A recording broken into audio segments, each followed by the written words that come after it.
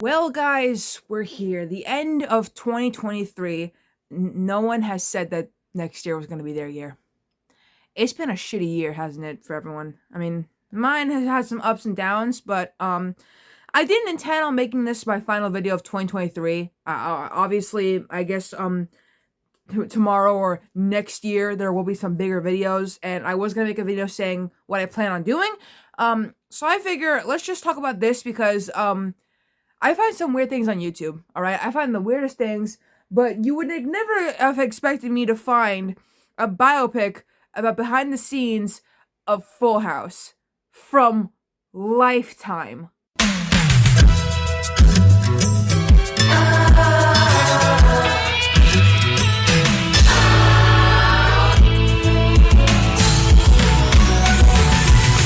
Now, there's some people who haven't seen Full House, and I can't blame you if you haven't seen Full House, or maybe you somehow saw the sequel show Fuller House, which didn't really do so well. But to give you a rundown of the premise of the show, it's about a widowed father named Danny Tanner, his brother-in-law Jesse, and his best friend Joey. And they all work together to raise Danny's three daughters, DJ, Stephanie, and Michelle, after Jesse's sister, Danny's wife Pam, dies. And over time, the three men, as well as the girls, bond and become closer to one another.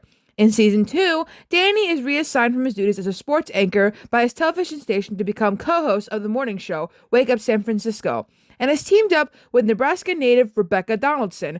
Jesse and Rebecca, aka Becky, eventually fall in love and get married in season 4. And in season 5, Becky gives birth to twin sons, Nicholas and Alexander, aka Nikki and Alex.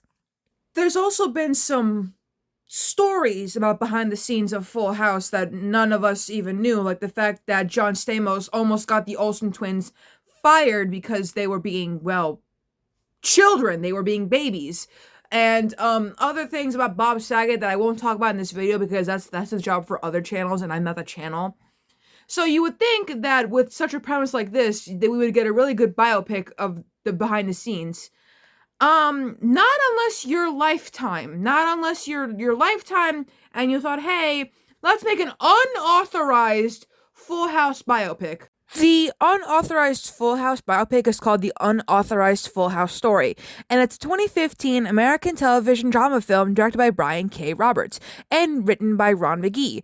It follows the behind-the-scenes making of the sitcom Full House. It stars Garrett Roth, Justin Motter, Justin Gaston, Stephanie Bennett, Shelby Armstrong, Brittany Wilson, and Dakota Guppy.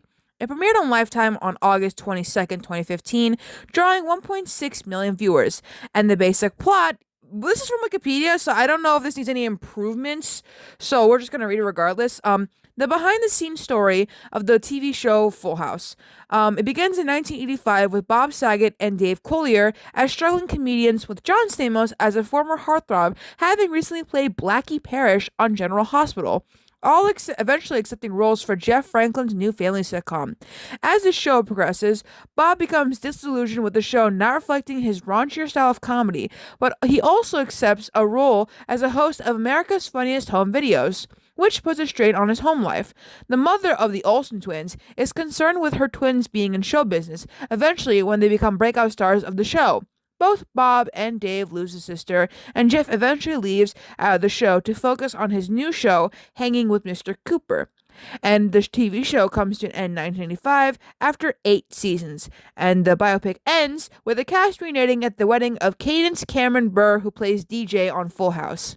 Right off the bat, I want to know if that thing about the Olsen twins is true, since there's been a lot of things about the Olsen twins and their experiences on Full House.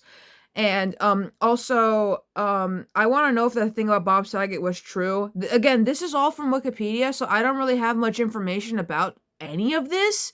I found out about this biopic weeks ago. I'm only doing this now because I haven't finished editing my Steven Stills video, so I can't necessarily give you guys a whole bunch of information. Hell, I was supposed to make a Big Time Rush video, but I feel like I can't make that video until I watch the show because the video I want to make is about the movie. You're also probably wondering how I even managed to find this movie, and that's because I was on YouTube and I got it on my recommended from Lifetime. And I have seen only one Lifetime, thing in my life, and that was when I saw a movie where Paul Dano became a teen dad, and I really don't know what to tell you guys. There's not much else I can even say about this because, again, I'm not the drama channels who talk about all the good stuff like Sloan or anyone else who's mentioned like Bob Saget and the Olsen twins and John Stamos and stuff like that. That's not my channel at all. If I could be that channel, I'd get canceled. Like that one time I was also canceled. I was almost canceled for talking about Machine Gun Kelly and how much he sucks, which I will redeem myself one day when I talk about his only good movie. And I like how I'm saying that, and I'm gonna get canceled already because all of his fans are gonna say he has a lot of good movies. No, he has one good movie, and we will talk about it next year. Ha ha ha! I'm making the same pun, but that's all I have to say about this. Again, next video will be me talking about me showing every single video I'm making next year, which is like basically kind of tomorrow. Tomorrow, which is next year, hopefully my Steven Stills video will be done by then. I don't even know if it'll be done today or tomorrow because it's taking a long time to edit. And I really want to get that out there because I want to be done talking about Steven for now. Okay, we will talk about Steven one day. I don't know, maybe next time. I have no idea, but I want to talk about Shit Douglas, Boyce Hart, and Coco Dolans. But I also want to discuss Michael Nesmith's first band without the Monkees, which is the first national band, which is the band he made after he quit the Monkees in 1970.